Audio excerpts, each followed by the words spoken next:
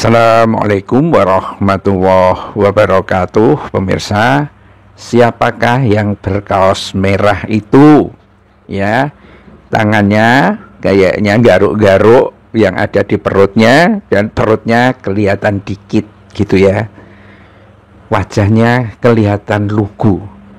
Dan ini adalah uploadan bukan si kaos merahnya sebenarnya, tapi temennya itu gitu loh. Temennya itulah yang punya kenangan dengan si kaos merah ini.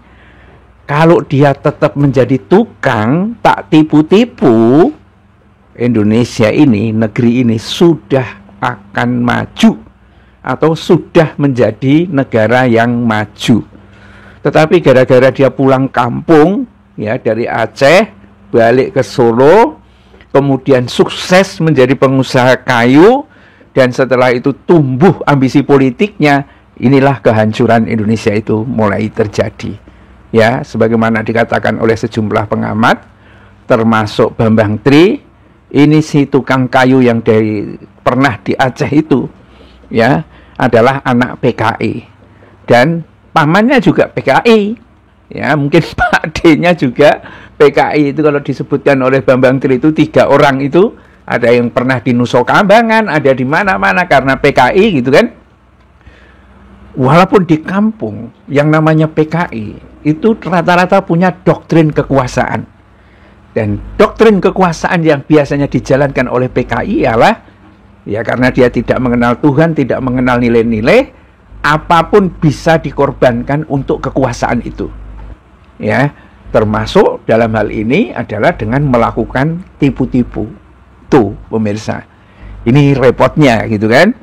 Dan akhirnya semakin hari semakin terungkap, memang ya mengerikan sekali. Jadi kalau sekarang orang menjadi heboh berkenaan dengan ijazah yang merupakan tipu-tipu, ya kayaknya ini Pak Iman Raharjo, profesor dari tukang sapu jadi profesor jadi menteri.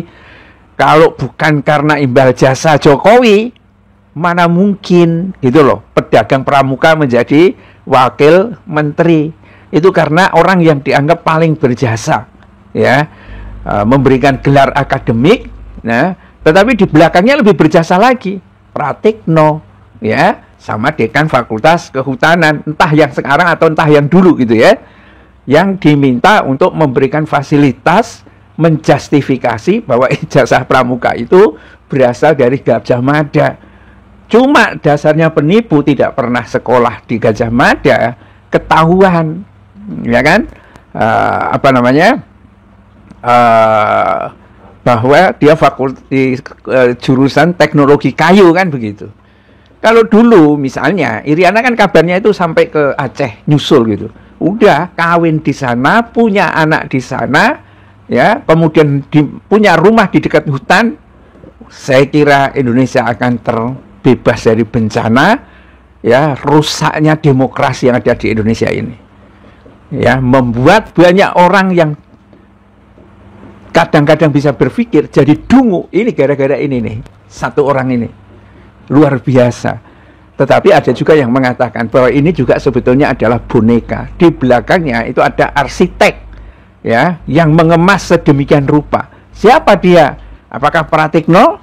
Ya, kita tidak tahu juga kan begitu. Tetapi memang pemirsa ya, ini namanya zaman kolobendu, ya, salahnya rakyat juga. Ya, rakyat ini salah. Ya, karena rakyat cara berpikirnya pendek, terutama yang di kampung-kampung, nggak mengerti kehidupan politik, ya, tidak peduli dan tidak mengerti, dinasihati kadang-kadang juga tidak tahu diri. Ya, yang penting hari ini makan dan dapat sembako. Dan itu ternyata juga tidak di desa-desa saja. Saya pernah melihat bagaimana orang antri sembako itu di Jakarta. Ya, kalau kita lihat orang di Jakarta itu kan sebetulnya relatiflah melek politik dan lain sebagainya itu. Itu juga seperti itu. Tidak peduli. Atau mungkin memang banyak yang masih keturunan PKI, ya, memang mempunyai dukungan ideologis terhadap orang-orang sesamanya. Ini juga perlu penjelasan dan penelitian yang lebih mendalam. Tetapi yang jelas adalah ketika dia mengembangkan tipu-tipu, ya, yang luar biasa ini. Ya, bahkan pemirsa, ternyata ada iklan, ya, saya baru menyadari tentang mobil nasional yang disebut dengan SMK itu. Jadi saat menjadi gubernur apa menjadi apa itu, ada iklan yang luar biasa tentang mobil SMK ini, dan itu sepenuhnya adalah tipu-tipu. Karena menurut Roy Suryo, ya, setelah dia menjadi pejabat, menjadi presiden, dibuatlah pura-pura kayak pabrikan atau apa di Boyolali atau di mana, terus memang mendatangkan mobil sebanyak 200 biji dari Cina, ya, cuma diganti namanya aja SMK. Kalau tidak salah mobilnya dulu yang putih itu, ya, tapi mobil itu sama sekali tidak laku dan akhirnya dibeli oleh Menhamkan pakai uang APBN juga, bukan siapa-siapa lagi.